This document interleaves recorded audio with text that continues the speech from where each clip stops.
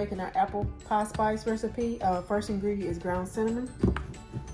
We have ground cardamom, ground ginger, some ground nutmeg, and some ground spice. I have a little mason jar here. We're just gonna put our spices in here and we're gonna get them all mixed up.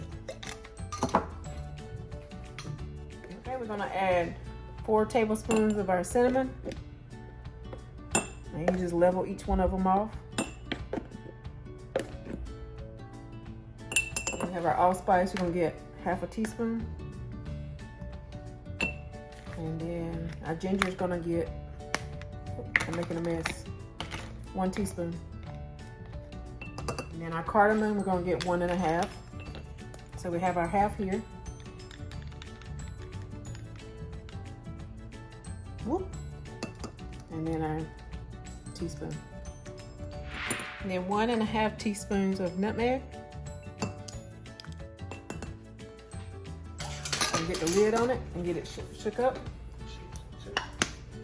And this is our apple pie spice that can be used in any of your apple fall recipes, whether it's apple pie, apple fritters, or apple turnovers. Thank you for joining me. I hope you try this recipe. Give me a like and thumbs up.